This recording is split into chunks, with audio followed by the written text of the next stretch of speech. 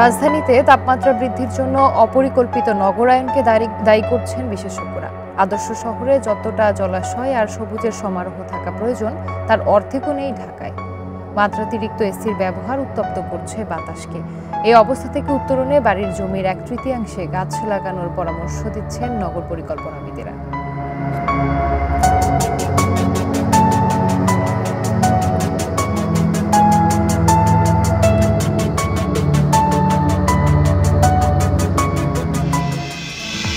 এ নিয়ে প্রতিবেদন থাকছে সংবাদের পরের অংশে। স্বাগত বিরতিহীন সকাল 9টার ইন্ডিপেন্ডেন্ট সংবাদে আপনাদের সাথে আছি আমি জান্নাতুল ফেরদৌস সুবা এবং আমি রাকিব আহমেদ। আর এবারে জানিয়ে দেব প্রধান শিরোনামগুলো।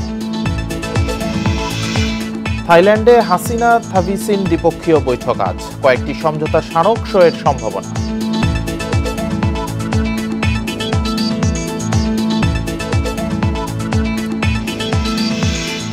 উপজেলার ভোটে অংশ নেওয়া 64 নেতাকে শোকজ বিএনপির, উপযুক্ত জবাব না পেলে বহিষ্কার।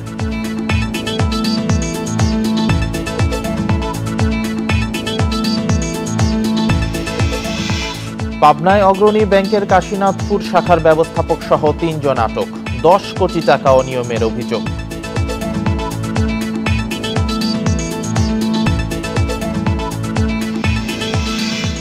শুনছিলেন প্রধান শিরোনামগুলো। এছাড়াও আরো যা থাকছে: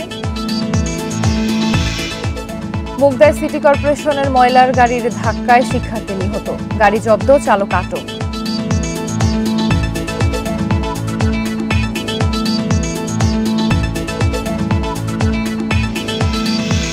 ভারতে লোকসভা নির্বাচনে দ্বিতীয় ধাপে 88 আসনে ভোট শুরু, শক্ত লড়াইয়ে রাহুল গান্ধী।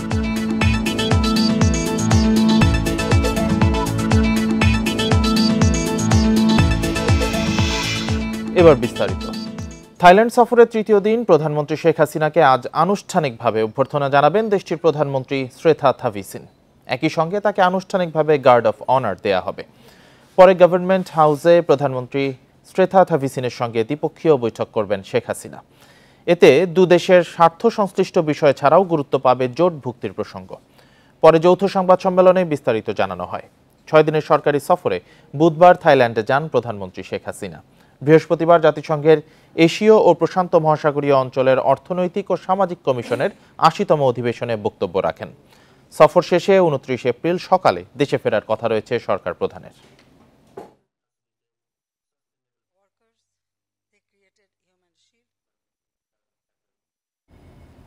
সংবিধানের 8ম সংশোধনীর মাধ্যমে করা রাষ্ট্রধর্ম ইসলাম সংবিধানের অন্য কোনো ধারার সাথে সাংঘর্ষিক নয়।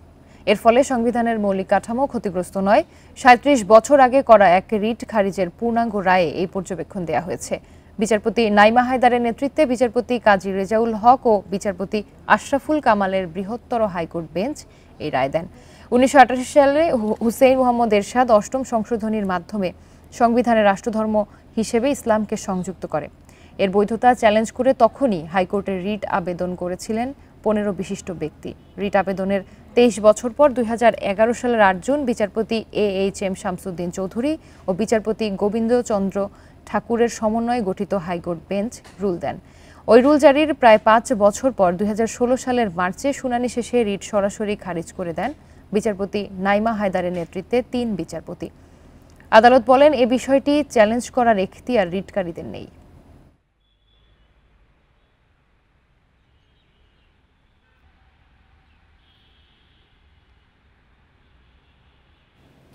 দলের সিদ্ধান্ত ভেঙে উপজেলার ভোটে থাকা 64 নেতাকে কারণ দর্শানোর নোটিশ দিয়েছে বিএনপি।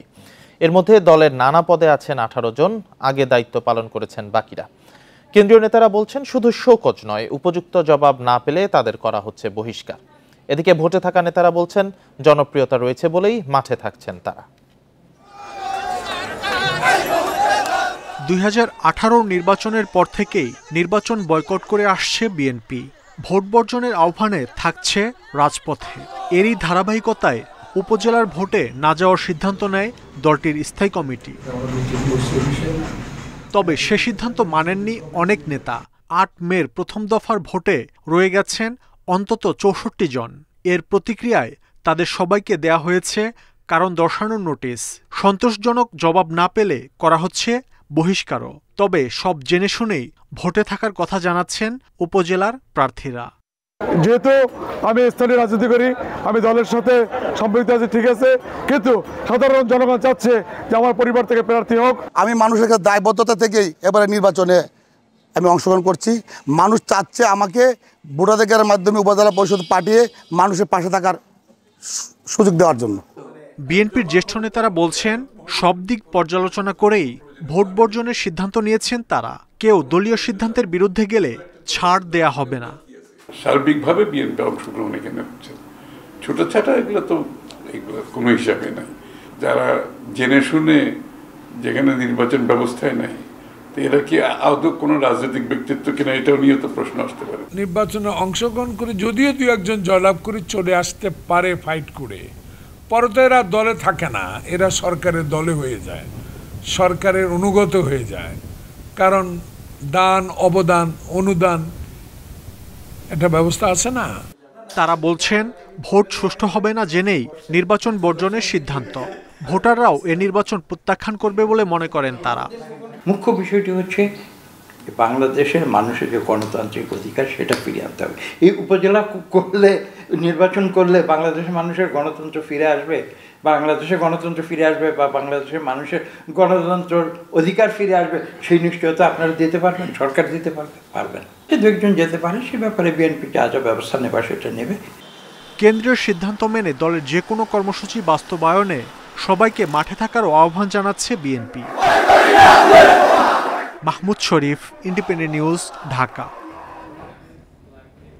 জামাতের রাজনীতি নিষিদ্ধ না করাকে সরকারের ব্যর্থতা বলছে 14 দলের শরিকেরা। এ প্রশ্নে ক্ষমতাসীনদের দ্বিধার সমালোচনা করেছেন তারা। তবে এই অভিযোগ অস্বীকার করেছে আওয়ামী লীগ। তারা বলছে, জোটের সভায় কখনোই এ নিয়ে ততটা সোচ্চার নয় শরিকেরা। সংবিধানের সঙ্গে সাংঘর্ষিক গঠনতন্ত্র, তাই জামাতে ইসলামের নিবন্ধনকে অবৈধ বলে 2013 সালে তা বাতিল করে হাইকোর্ট। এর 5 বছর পর 2018 সালের অক্টোবরে তাদের নিবন্ধন বাতিল করে প্রজ্ঞাপন দেয় নির্বাচন কমিশন। আদালতের রায়ের বিরুদ্ধে জামাতের দুটো আপিল বিচারাধীন 10 বছর ধরে। এ অবস্থায় মুক্তিযুদ্ধে বিতর্কিত ভূমিকার কারণে দলটির রাজনীতি নিষিদ্ধের দাবি বাস্তবায়নে সরকারের সদিচ্ছা দেখছে না 14 দলের শরিক জাসদ ও ওয়ার্কার্স পার্টি। তবে এই অভিযোগ মানতে নারাজ আওয়ামী লীগ। আইনি জটিলতা আছে, এই পরিস্থিতিকে আমাদের অপেক্ষা ছাড়া অন্য কিছু করার কোনো সুযোগ নেই। সবকিছু কোর্টের উপরে ছেড়ে দিয়ে তো রাজনীতি হয় না, তাহলে কোর্ট রাজনীতি করুক। রাজনীতিবিদ আমরা সরকার চালাবো, তো সবকিছু কোর্ট দিয়ে নিষ্পত্তি করব, এটা ঠিক না। আওয়ামী লীগ এই ক্ষেত্রে একটা ধরনের ব্যালেন্সিং গেম খেলার চেষ্টা করে, এবং যে ক্ষেত্রে জামাতকে তারা টিকিয়ে রাখার, মানে জামাত থাকুক, চাপের মধ্যে থাকুক কিন্তু পরিপূর্ণ না থাকুক, এই ধরনের জায়গায় তারা যায়। যুদ্ধ অপরাধে অভিযুক্ত জামাত প্রায় 1 দশক পর মাঠে নামে গত অক্টোবরে। সম্প্রতি ইফতার মাহফিলের মাধ্যমেও সামনে এসেছে তারা। হঠাৎ করে এই সক্রিয়তায় সরকারের গাফিলতি দেখছে 14 দলের শরিকরা। কিন্তু ক্ষমতাসীনদের দাবি, জামাত প্রশ্নে কখনোই সরব নয় জোট শরিকরা। সেটা নিষিদ্ধ করেনি, সেটা সরকারের একটা ব্যর্থতা আমি মনে করি, বা দমনা ভাব। বিচ্ছিন্নভাবে অনেকে অনেক কথা বলতে পারে। 14 দলের তার পক্ষ থেকে এই ধরনের কোনো কথা, এই ধরনের কখনো কোনো আলোচনা 14 দলের ফোরামে কিন্তু হয়। একবার উঠিয়ে দিই, একবার না বহুবার উঠিয়েছি আমরা, এটা নিয়ে তো বহুবার কথা হয়েছে। যেখানে জননিরাপত্তা বিবেচনায় নিষিদ্ধ হিজবুত তাহরীর সহ প্রায় 6টি ধর্মভিত্তিক রাজনৈতিক দল, সেখানে জামাত কিভাবে এই সুযোগ পাচ্ছে তা নিয়েও উঠেছে প্রশ্ন। রাফিজাতুল্লাহ, ইন্ডিপেন্ডেন্ট নিউজ, ঢাকা। 10 কোটি টাকা অনিয়মের অভিযোগে পাবনায় অগ্রণী ব্যাংকের কাশীনাথপুর শাখার ব্যবস্থাপক সহ 3 জনকে আটক করেছে পুলিশ। আজ আটককৃতদের আদালতে পাঠানোর কথা রয়েছে। পুলিশ জানায়, বৃহস্পতিবার অগ্রণী ব্যাংকের রাজশাহী বিভাগীয় অফিস থেকে 5 সদস্য বিশিষ্ট অডিট টিম সাঁথিয়ায় উপজেলার কাশীনাথপুর শাখায় অডিটে যান। অডিটে 10,63,62,378 টাকা আর্থিক অনিয়ম ধরা পড়ে। এ বিষয়ে ওই শাখার ব্যবস্থাপক হারুন বিন সালাম, ক্যাশ অফিসার সুব্রত চক্রবর্তী ও সিনিয়র অফিসার আবু জাফরকে অভিযুক্ত করে সাঁথিয়া থানায় অভিযোগ দেয় অডিট টিম। পরে পুলিশ বৃহস্পতিবার রাতে তাদের 3 জনকে আটক করে।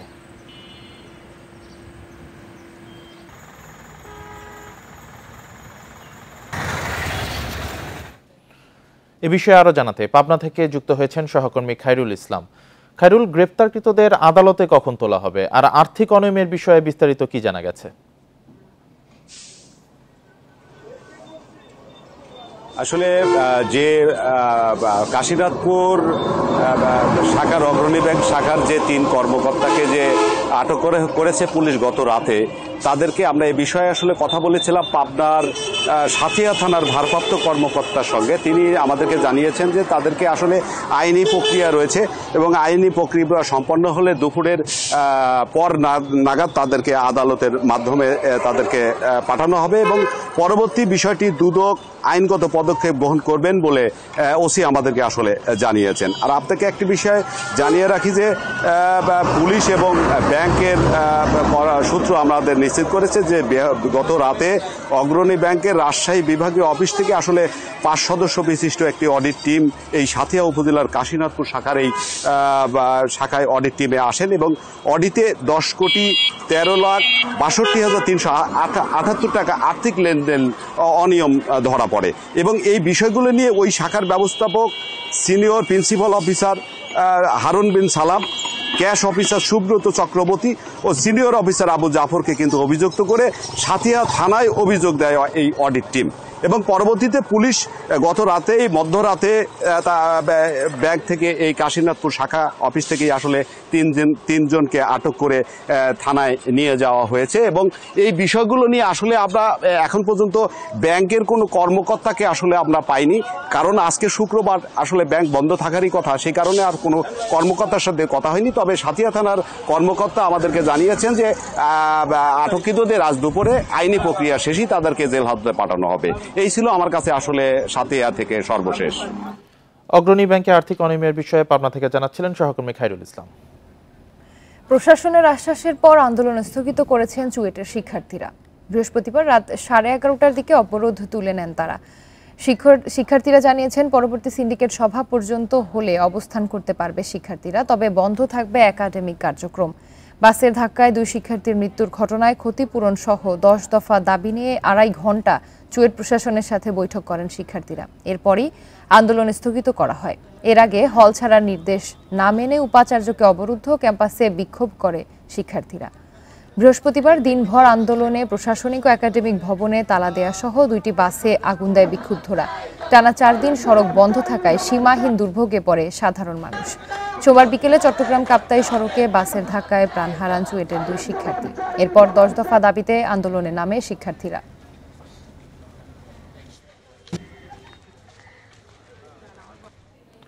রাজধানীর মুগদায় সিটি কর্পোরেশনের ময়লার গাড়ির ধাক্কায় মতিঝিল আইডিয়ালের 7ম শ্রেণীর শিক্ষার্থী নিহত হয়েছে। ঘটনার পর ময়লার গাড়ি জব্দ ও চালককে আটক করা হয়েছে। দোষীদের দৃষ্টান্তমূলক শাস্তির দাবি জানিয়েছেন নিহতের স্বজনরা। এই ঘটনায় মামলার পর ব্যবস্থা নেওয়ার কথা জানিয়েছে পুলিশ।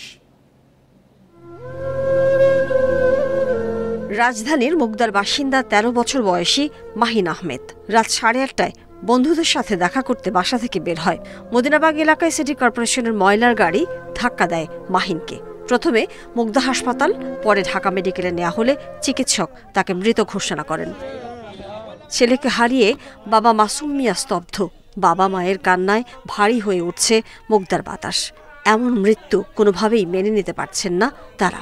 আমার ছেলে তো বলে গেছে আম্মু আমি কাকা গো বাসায় যাবো, আজকে আইতাম না, কালকে সকালে আমি গেলে বাবা তুই যাইস না, বাবা যাইস না, আবু তুমি যাও না, পরে যাও, আমি কোনো যাও না, সকালে যাও না আম্মু আমি যাইতেছি খেলাধুলা করে কাকা গো বাসায় যাবো। মাহিনকে হারিয়ে কান্নায় ভেঙে পড়েছেন বড় ভাই মাহফুজও।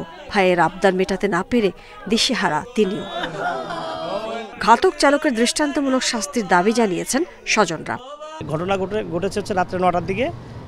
এখানে হচ্ছে আপনার মানে সিটি কর্পোরেশনের যে গাড়িগুলো আসে প্রায় রাতের বেলা কিংবা যখন আসে, এরা আসলে নেশাগ্রস্ত কিংবা অন্য থাকে, মানে উশৃঙ্খলভাবে চলাফেরা করে গাড়ি চালায়। এদিকে ঘটনার পর গাড়ি জব্দ এবং চালককে আটক করা হয়েছে। মৃত্যুর প্রাথমিকভাবে বোঝা যাচ্ছে যে মৃত্যুর সিমটম দেখে হয়তো গাড়ির বাম্পারের সাথে বাড়ি খেয়ে রাস্তায় পড়ে যায়, বুকে আঘাত থেকে মারা গেছে। ঢাকা দক্ষিণ সিটি কর্পোরেশনের গাড়ি, আমরা চালককে গ্রেপ্তার করছি।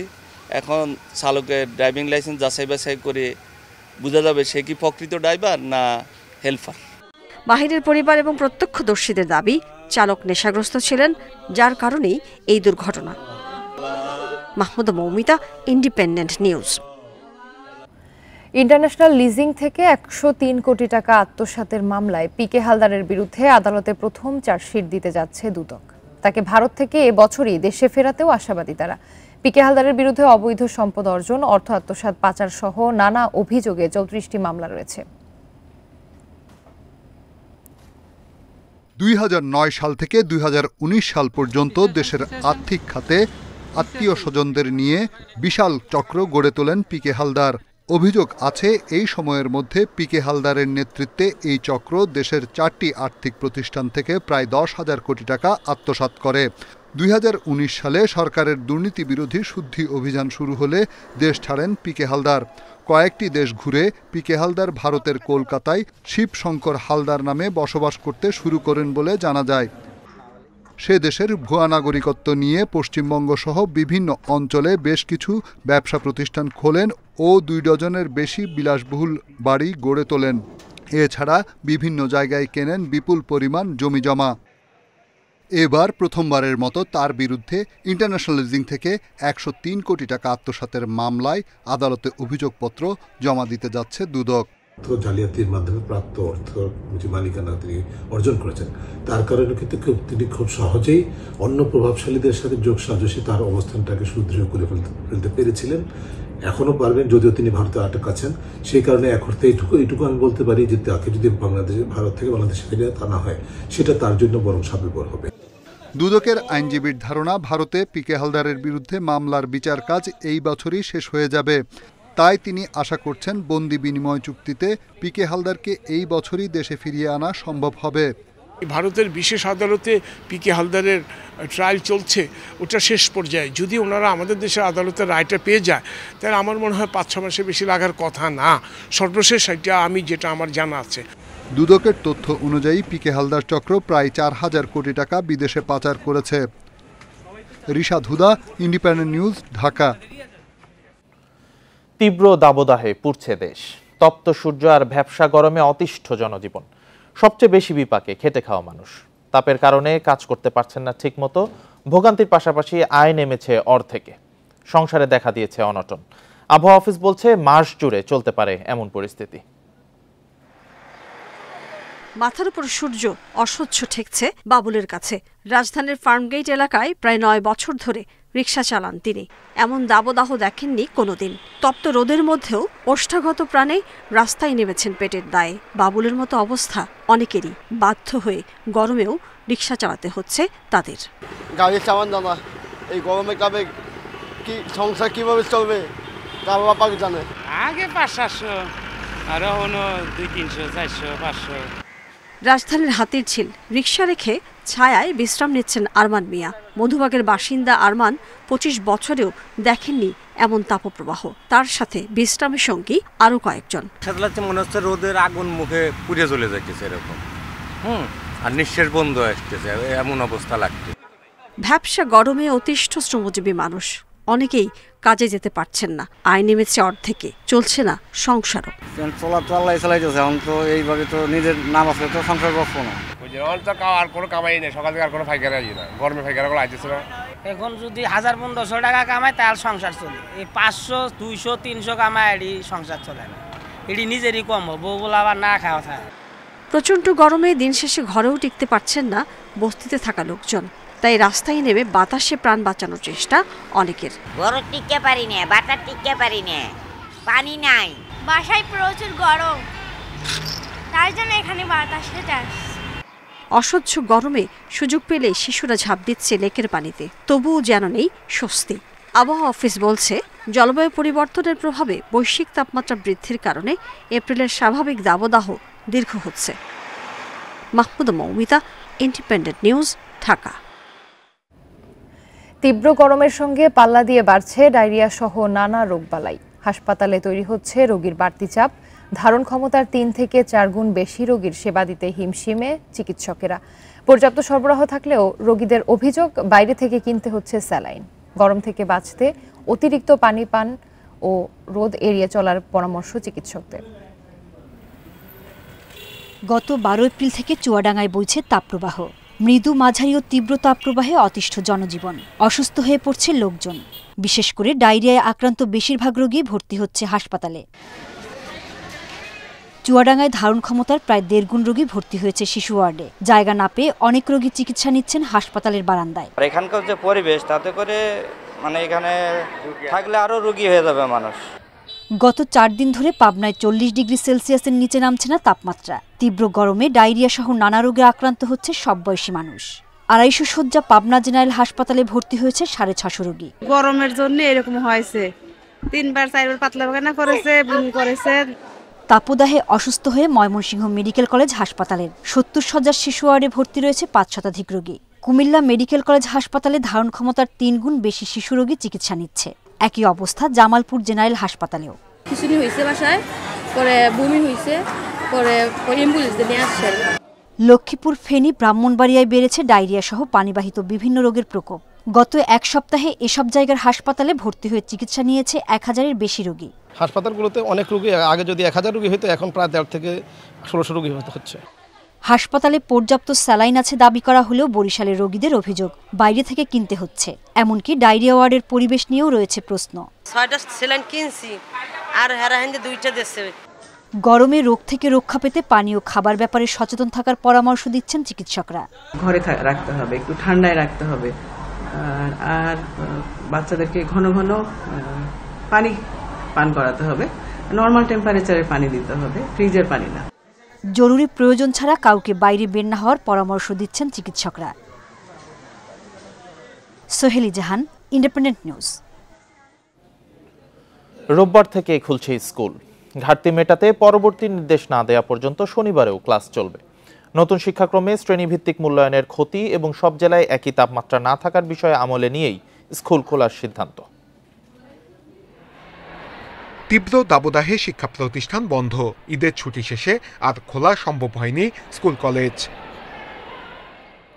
এই অবস্থায় রোববার থেকে স্কুল খোলার সিদ্ধান্ত নিয়েছে শিক্ষা মন্ত্রণালয়। মন্ত্রণালয়ের সিদ্ধান্ত অনুযায়ী অ্যাসেম্বলি বন্ধ থাকবে। পড়াশোনার ক্ষতি পোষাতে 4 মে থেকে পরবর্তী সিদ্ধান্ত না আসা পর্যন্ত শনিবারও স্কুল খোলা থাকবে। মাধ্যমিক ও উচ্চশিক্ষা অধিদপ্তর বলছে, নতুন শিক্ষাক্রমে শিক্ষার্থীদের শ্রেণীভিত্তিক মূল্যায়ন করা হচ্ছে। সেক্ষেত্রে দীর্ঘ সময় স্কুল বন্ধ থাকলে পড়াশোনার ক্ষতি হবে। এ অবস্থায় স্কুল খোলা হলে পর্যাপ্ত পানি রাখা, প্রয়োজন ছাড়া শিক্ষার্থীদের বাইরে বের না হওয়া সহ বেশ কিছু নির্দেশনা দেয়া হবে। আমরা কিছু গাইডলাইন তৈরি করছি যে তীব্র যখন তাপদাহ চলছে, সেক্ষেত্রে আমাদের শিক্ষার্থীদের ম্যানেজ করা, তাদের যে হেলথ যে ঝুঁকিটা রয়েছে, স্বাস্থ্য ঝুঁকি যেটা রয়েছে, সেটি কিভাবে মোকাবেলা করা যাবে।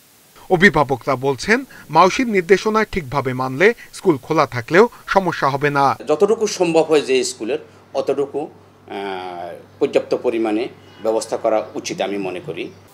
শিক্ষা গবেষকরা বলছেন, তাপমাত্রা আরও বাড়তে পারে, অন্য কোনো প্রাকৃতিক দুর্যোগও হতে পারে। সেক্ষেত্রে স্কুল বন্ধ কোনো সমাধান না। কিভাবে শিক্ষা কার্যক্রম চালানো যায় সে বিষয়ে মন্ত্রণালয়ের সুনির্দিষ্ট পরিকল্পনা থাকতে হবে।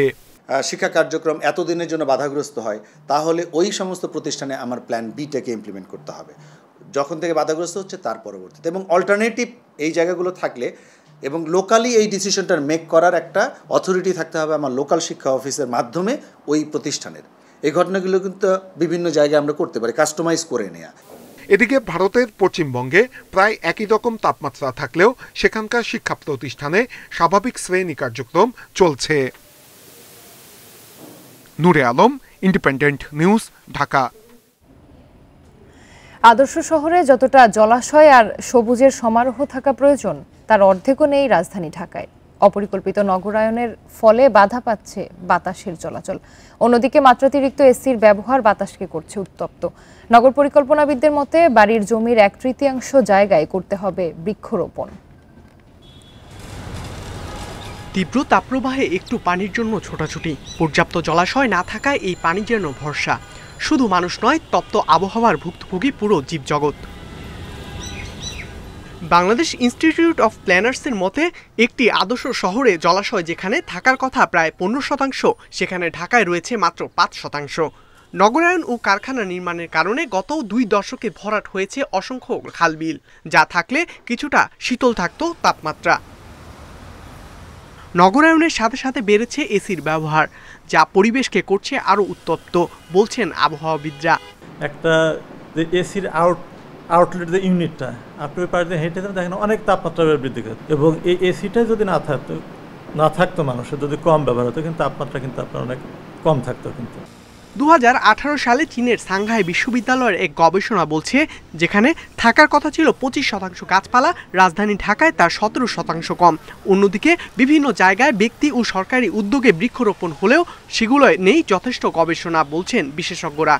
গ্রিন করার জন্য বলা হয়েছে, তখন দেখা যাচ্ছে যে আকাশমণি, মেহগনি, দেবদারু, তারপরে ইউক্যালিপটাস ইত্যাদি বিদেশি গাছ দ্বারা জারুল ইত্যাদি দিয়ে ভরা দেওয়া হয়েছে।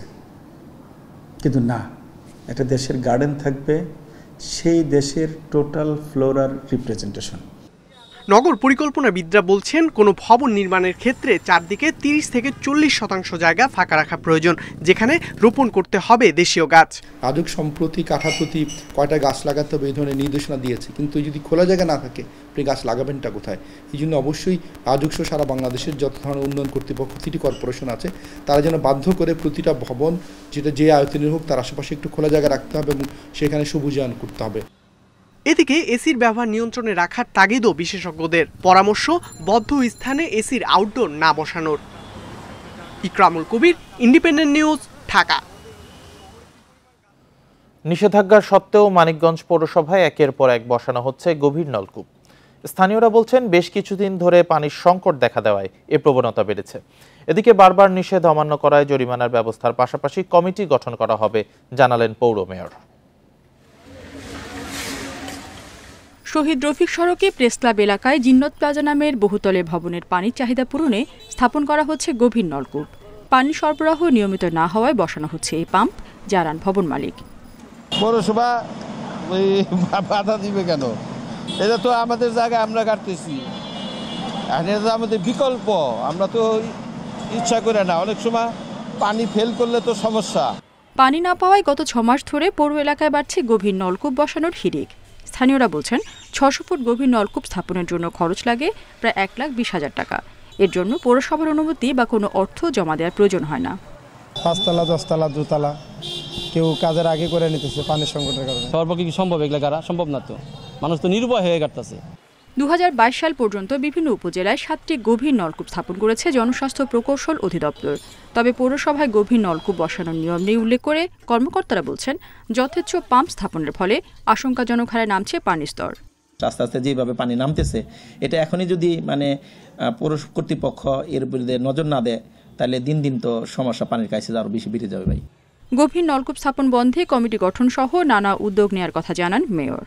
দেয়ার দায়িত্ব আমার, আমি অবশ্যই দেখব। এর জন্য তুমি আসো, আমরা কি কি করতে পারি, আমরা কেমনে এইটারে রোধ করতে পারি, একটা কমিটিও আমরা করে দিতে পারি। পরিবেশের ক্ষতি এড়াতে নজরদারির পাশাপাশি সচেতনতা বাড়ানোর তাগিদ সংশ্লিষ্টদের। Independent news.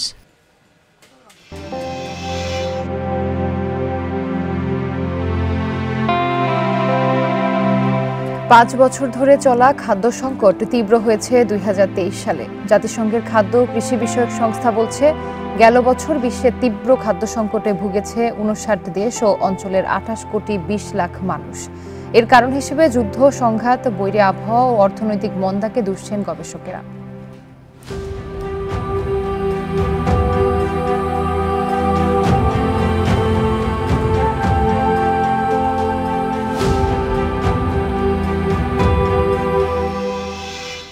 এ নিয়ে প্রতিবেদন থাকছে সংবাদের পরের অংশে। চলে যাচ্ছি পরবর্তী সংবাদে। নোয়াখালীর সোনাইমুড়ি উপজেলার নতুন গ্যাসকূপ খননের জন্য চলছে ড্রিলিং রিগ। খনন কাজ শেষ হলে 4টি জোনের প্রতিটি থেকে দিনে অন্তত 10 মিলিয়ন ঘনফুট গ্যাস উত্তোলনের সম্ভাবনা রয়েছে। প্রাথমিকভাবে মাটির নিচে 3200 মিটার খননের লক্ষ্য রয়েছে। গ্যাস উত্তোলনের পরে বাখরাবাদের মাধ্যমে জাতীয় গ্রিডে সংযুক্তের লক্ষ্য বাপেক্সের। নোয়াখালীর ওয়াসেকপুরে গ্যাস অনুসন্ধানের নতুন কূপ খননের লক্ষ্যে কাজ চলছে। গেল 22 এপ্রিল শুরু হয় বেগমগঞ্জ 4 মূল্যায়ন ও কূপ খনন প্রকল্পে যন্ত্রপাতি বসানোর কাজ। এটা বাপেক্সের সবচাইতে অত্যাধুনিক রিগ। এই রিগে টপ ডাইভ লেটেস্ট। এই রিগ দিয়ে আমরা দ্রুত সময়ের ভিতরে আমরা বেগমগঞ্জ 4 ড্রিলিং কাজ সম্পন্ন করব। এই ড্রিলিং খনন কার্য চলাকালীন সময় আমরা 24 ঘন্টায় আমাদের 2টা শিফটে আমরা কাজ করে থাকি। কূপ খনন কাজের লক্ষ্য 120 দিন হলেও 90 দিনের মধ্যে শেষ করতে চায় বাপেক্স। ইনশাল্লাহ আমরা আশাবাদী এখানে গ্যাস পাবো। 120 দিন আমাদের টার্গেট ড্রিলিংয়ের। আমরা 120 দিন নিব না, ইনশাল্লাহ আমরা 90 দিনের মধ্যে ড্রিলিং কাজ শেষ করে ডিএসটি করে টেস্টিং করে ভালো একটা রেজাল্ট আশা করি আমরা জাতিকে দিতে পারব। প্রকল্প পরিচালক জানান গ্যাস কূপে 3200 মিটার পর্যন্ত খনন করা হবে। 4টি জোনে গ্যাসের সম্ভাব্যতা রয়েছে। খনন শেষে গ্যাস মিললে প্রতিদিন অন্তত 10 মিলিয়ন ঘনফুট গ্যাস জাতীয় গ্রিডে যুক্ত হওয়ার আশা কর্মকর্তাদের। আমাদের কর্মকর্তা কর্মচারীরা নিরলসভাবে কাজ করে 18 দিনের মধ্যে এই রিগের যাবতীয় মালামাল সরঞ্জামাদি নিয়ে এসে সংযোজন শেষে আপনার রিগ আপ করেছি আমরা। জ্বালানি সংকট নিরসনে 2025 সালের মধ্যে 46টি নতুন কূপ অনুসন্ধানের লক্ষ্যমাত্রা নির্ধারণ করেছে সরকার। Independent news. কেজিতে 10 টাকা বেড়েছে পেঁয়াজ, কাঁচামরিচ ও আলুর দাম। এছাড়াও দাম বেড়েছে আদা, রসুনের। তবে নাগালের মধ্যে রয়েছে সবজির দাম। বাজার পরিস্থিতি নিয়ে আরো জানাতে ঢাকা ও বগুড়া থেকে যোগ দিয়েছেন সহকর্মীরা। শুরুতেই রাজধানীর কারওয়ান বাজার থেকে যোগ দিচ্ছেন সহকর্মী আমিরুল ইসলাম। আমিরুল, কারওয়ান বাজারে আজ নতুন করে কোনো পণ্যের দাম বেড়েছে কিনা, স্থিতিশীল বা কোনো পণ্যের দাম কমেছে কিনা, কি পরিস্থিতি দেখছেন? আমি সকাল থেকে রাজধানীর কারওয়ান বাজারে অবস্থান করছি এবং এখানে কিন্তু আমি যা দেখতে পেয়েছি যে আজকের বাজারে প্রতিটি সবজির দামই হচ্ছে 40 থেকে 60 টাকার মধ্যে আছে। আমি বেশ কয়েকটা দোকান ঘুরে দেখেছি, সেখানে দেখলাম যে আপনার গাজরের দাম 60 টাকায় কেজিতে বিক্রি হচ্ছে, ঢেঁড়সের দাম বিক্রি হচ্ছে 40 টাকায়, করলা বিক্রি হচ্ছে 60 টাকায়, এমনকি যে বেগুন রয়েছে তাও 50 টাকায় বিক্রি হচ্ছে। মানে বলা যায় যে প্রত্যেকটি সবজির দামই 40 থেকে 60 টাকার মধ্যে রয়েছে। আমি পেঁয়াজের বাজারে গিয়েছিলাম, সেখানে দেখলাম যে পেঁয়াজ কেজিতে 60 থেকে 65 টাকায় বিক্রি হচ্ছে। পেঁয়াজের দামে কোনো পরিবর্তন দেখিনি, আগের দামেই বিক্রি হচ্ছে। আর আলু বিক্রি হচ্ছে 45 টাকা, যেটা আগেও আমরা 50 টাকায় দেখেছি, এখন সেটা 45 টাকায় বিক্রি হচ্ছে। আর আরেকটা জিনিস হচ্ছে যে মুরগির দাম আমরা কিছুটা কম দেখেছি। আমরা দেখলাম যে মুরগির দাম 200 টাকায় বিক্রি হচ্ছে, ব্রয়লার মুরগি, আর হচ্ছে যে সোনালী মুরগি রয়েছে সেটা 360, আর দেশি মুরগি 650। তো মুরগি ব্যবসায়ীরা বলছেন যে তারা গরমের কারণে যে যারা মুরগি দিয়ে যাচ্ছেন তারা খুব সহজেই মুরগি ছেড়ে দিচ্ছেন, কারণ গরমের কারণে মুরগিটা আসলে তারা রাখতে চাচ্ছেন না, সে কারণে দামটা কমেছে। আর যদি বাজার পরিস্থিতি নিয়ে সবকিছু নিয়ে কথা বলি, তাহলে সবজির বাজারে আসলে সরবরাহটা অনেক স্বাভাবিক আছে, সেই জন্য দামটাও স্বাভাবিক রয়েছে। তো আর আরেকটা জিনিস ভোক্তারা যেটা বলছেন যে যদি মনিটরিং বাড়ানো হয় তবে দামটা আরো নাগালের মধ্যে আসবে বলে তারা মনে করছেন। আমিরুল, আপনি সাথেই থাকবেন। এবার বাজার পরিস্থিতি নিয়ে জানাতে আমাদের সাথে যোগ দিয়েছেন সহকর্মী জজিফ হোসেন। জজিফ, বগুড়ার বাজার পরিস্থিতি কি দেখছেন?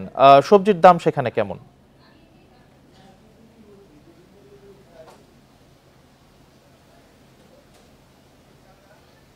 ঢাকার মতো বগুড়ার সবজির বাজারেও কিন্তু দামটা কিন্তু স্বাভাবিকই রয়েছে এবং গেল সপ্তাহের মতো কিন্তু এই সপ্তাহে আমি দেখেছি যে প্রত্যেকটি সবজির দামই মোটামুটি নাগালের মধ্যেই রয়েছে।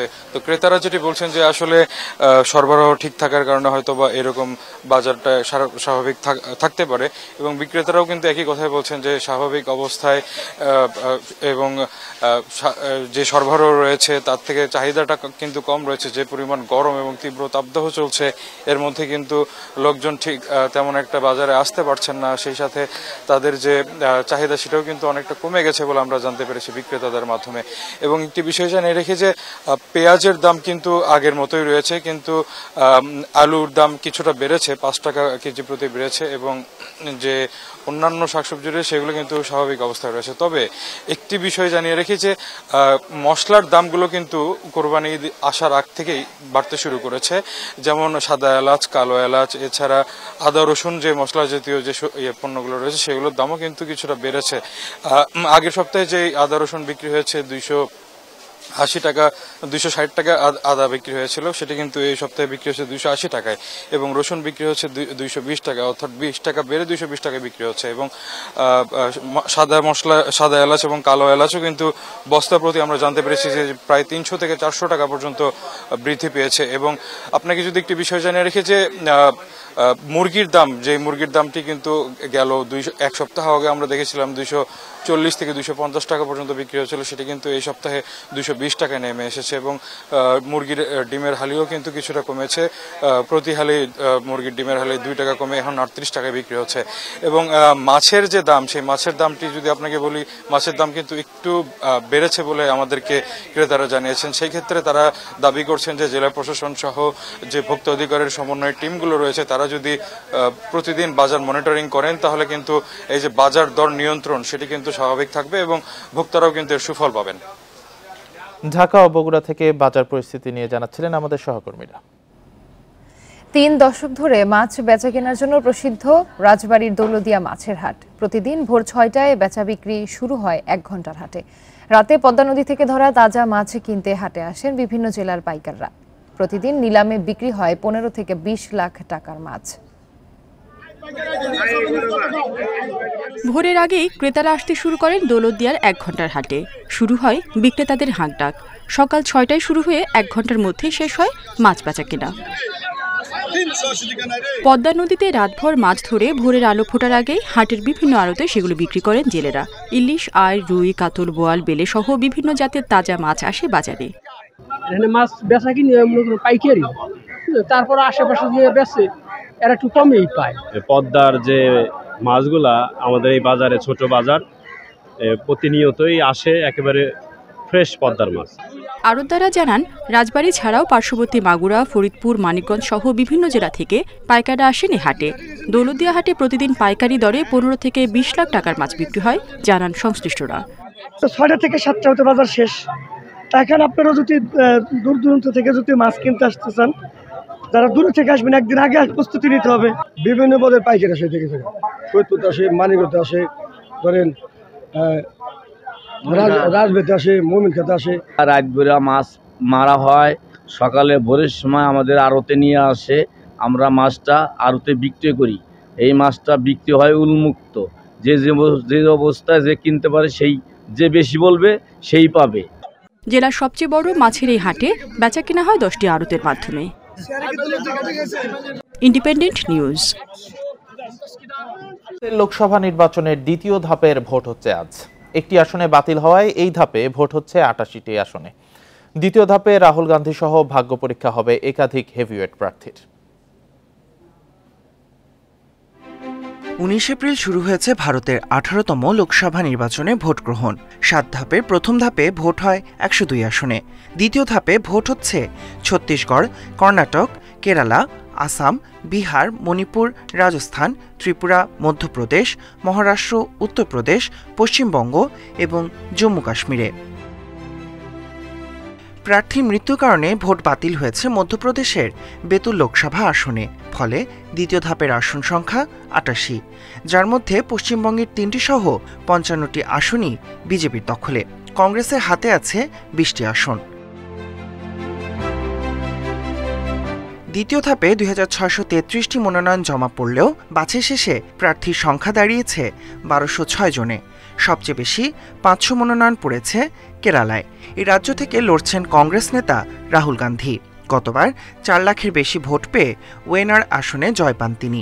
এবার বিজেপি ছাড়াও ইন্ডিয়া জোটের শরিক সিপিআইয়ের বিপক্ষে লড়ছেন তিনি।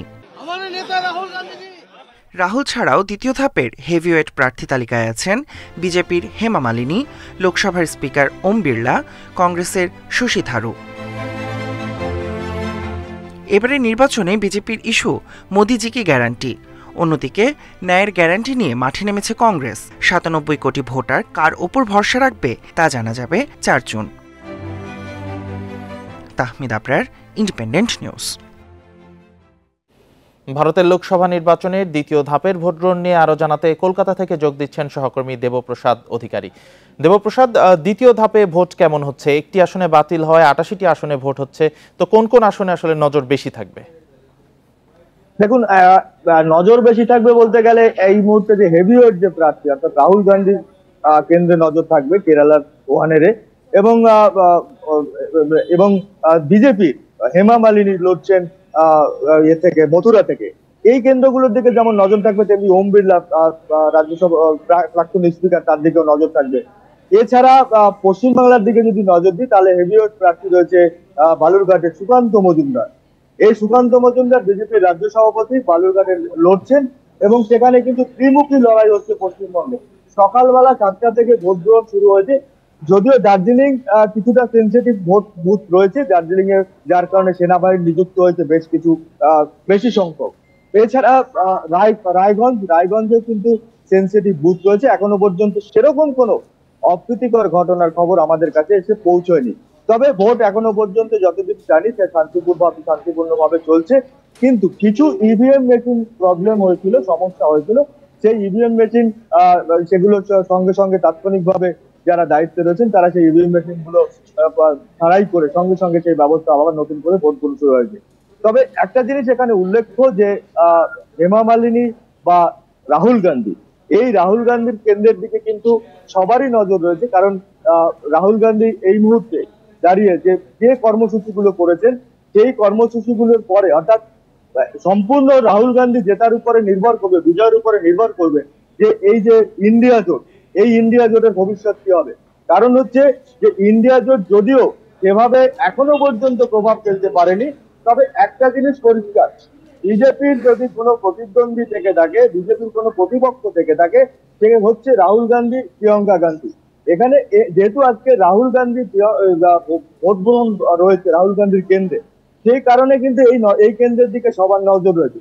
এছাড়া যেটা মণিপুরে, আপনাকে বলে রাখি যে মণিপুরে হিংসাপ্রবণ এলাকাকে ইলেকশন কমিশন দুটো ভাগে ভাগ করেছে। এই দুটো ভাগে ভাগ করে মণিপুরের সেই হিংসাপ্রবণ এলাকায় আবার আজকের 19 তারিখে ভোট হয়েছে একটা অঞ্চলে, এবং আজ অর্থাৎ 26 তারিখ, আজ ইতিমধ্যে কিন্তু ভোট গ্রহণ শুরু হয়েছে মণিপুরের সেই কেন্দ্রে। তো সব মিলিয়ে যেটা একটা পরিসংখ্যান যে আজকে 1206 জন প্রার্থীর যে ভাগ্য নির্ধারণ হচ্ছে, সেই ভাগ্য নির্ধারণ সকাল থেকে শুরু হয়ে গেছে এবং 6টায় ভোট গ্রহণ শুরু হয়ে গেছে। এই 6টা ভোট গ্রহণ বিকেল 7টায় ভোট গ্রহণ শুরু হয়েছে এবং সন্ধ্যে 6টা পর্যন্ত ভোট গ্রহণ। দেবপ্রসাদ, আপনি ভাগ্য নির্ধারণের কথা বলছিলেন, তো এবারে লোকসভা নির্বাচনে কোন ফ্যাক্টরগুলো আসলে বড় করে দেখা হচ্ছে? দেখুন, এইবারের লোকসভা নির্বাচনে দুটো ফ্যাক্টর বড় হচ্ছে। এক হচ্ছে যে মোদিজিকে গ্যারান্টি, কারণ বিজেপি যেটা স্লোগান হচ্ছে সেটা হচ্ছে মোদিজিকে গ্যারান্টি, এবং রাহুল গান্ধী অর্থাৎ ইন্ডিয়া জোটের যে স্লোগান হচ্ছে ন্যায় গ্যারান্টি। এই দুটো বিষয়। এছাড়া একটা জিনিস বিজেপি যেটা এবছরের নির্বাচনে অর্থাৎ 2014, 2019 এবং 2024 এই যে নির্বাচনগুলো, এই নির্বাচনগুলো বিশেষ করে হিন্দুত্বের তাস খেলছেন। কারণ হচ্ছে বিজেপি চাইছে যে হিন্দু ভোটারকে যদি একত্রিত করা যায়, তাহলে বিজেপির পক্ষে যে 400 টার্গেট অর্থাৎ মোদিজির যে টার্গেট, যে 400 পার করার এবারের টার্গেট রয়েছে, সেই 400 পার করতে গেলে হিন্দুত্ববাদ, এবং আপনি জানেন যে রাম মন্দির সম্প্রতি উদ্বোধন হয়েছে এবং ভোটের আগেই রাম মন্দির উদ্বোধন হয়েছে, সেই রাম মন্দিরকে কেন্দ্র করে কিন্তু বিজেপি হিন্দুত্ববাদকে কাজে লাগাতে চাইছে এবং ভোটে এটারই প্রভাব পড়বে বলে বিজেপি মনে করছে। অন্যদিকে কংগ্রেস যেটা কাজে লাগাতে চাইছেন সেটা হচ্ছে বিজেপির ইলেকট্রাল বন্ড এবং কর্মহীনতা, অসংখ্য বেকার, এই দুটো বিষয়কে কাজে লেগে ইলেকট্রাল বন্ড নিয়ে যে দুর্নীতি হচ্ছে, সেই ইলেকট্রাল বন্ড নিয়ে দুর্নীতিকে ইস্যু করে কংগ্রেস লড়তে চাইছে বা ইন্ডিয়া জোট লড়তে চাইছে, বিজেপি বিরোধী শক্তি লড়তে চাইছে। কিন্তু অন্যদিকে বিজেপি একদিকে হিন্দুত্ববাদ এবং তারা চাইছে যে পরিবার তত্ত্ব, কংগ্রেসের যে পরিবারবাদ এবং কংগ্রেসের যে বিগত সময় রাজনৈতিক দুর্নীতি, সেই দুর্নীতিগুলোকে হাতিয়ার করেই কিন্তু এই নির্বাচনে বিজেপি তার যে 400 টার্গেট, 400 পার। কারণ আপনি জানেন যে শুধুমাত্র নরেন্দ্র মোদী এই নির্বাচনে প্রচারে আসেননি, এখানে অমিত শাহ ছিলেন, রাজনাথ সিং ছিলেন, প্রত্যেকে কিন্তু প্রচারে নেমে একই ইস্যু বারবার করে তুলে ধরেছেন। সেটা হচ্ছে এরকম যে কংগ্রেসের পরিবারবাদকে আর নতুন করে ফিরিয়ে আনা যাবে না। মোদিজির উন্নয়ন এবং মোদিজির যে এই হিন্দুত্ব, ভারতের যে হিন্দুত্ববাদ, সেই হিন্দুত্ববাদটাকে আরো শক্তিশালী করতে হবে। কিন্তু যদিও বিজেপি দাবি করছে যে মাঝে মধ্যে যে তারা গণতন্ত্রে বিশ্বাসী এবং গণতন্ত্রকে তারা প্রতিষ্ঠা করতে চাইছে, তারপরেও বলবো যে এই হিন্দুত্ব বিষয়টা কিন্তু বিজেপিকে ইস্যু করে এই 2024-এর লোকসভা ভোটে 400 যে সংখ্যাটা বলছে, কারণ আপনি জানেন যে 1984 সালে একমাত্র ইন্দিরা গান্ধী মারা যাওয়ার পরে ভারতবর্ষে 400 পার করেছিল কংগ্রেস, অর্থাৎ রাজীব গান্ধী সেই বছর 400 বেশি আসন পেয়েছিলেন। এছাড়া ভারতবর্ষের ইতিহাসে 400 পারে এখনো পর্যন্ত রেকর্ড নেই। তো মোদিজি এবারে সেই রেকর্ডটাকে ভাঙতে চাইছেন বা মোদিজি সেই রেকর্ডটাকে ছুঁতে চাইছেন, যার কারণে হিন্দুত্ব এবং হিন্দুত্ববাদকে মোদি কাজে লাগিয়ে এই যে 1984 সালের যে রেকর্ড, কংগ্রেসের রেকর্ড, সেই রেকর্ডকে ছুঁতে চাইছে। জি, দেবপ্রসাদ, অর্থাৎ দুই দলই নিজেদের কৌশল কাজে লাগাচ্ছেন। ভারতের লোকসভা নির্বাচনের দ্বিতীয় ধাপের ভোট গ্রহণ চলছে, এ বিষয়ে জানাচ্ছিলেন সহকর্মী দেবপ্রসাদ অধিকারী। আর এই ছিল এখনকার সংবাদ। ইন্ডিপেন্ডেন্ট টেলিভিশনের সব খবর বিস্তারিত জানতে চোখ রাখুন ফেসবুক, ইউটিউব, এক্সে। এতক্ষণ সাথে থাকার জন্য সবাইকে ধন্যবাদ।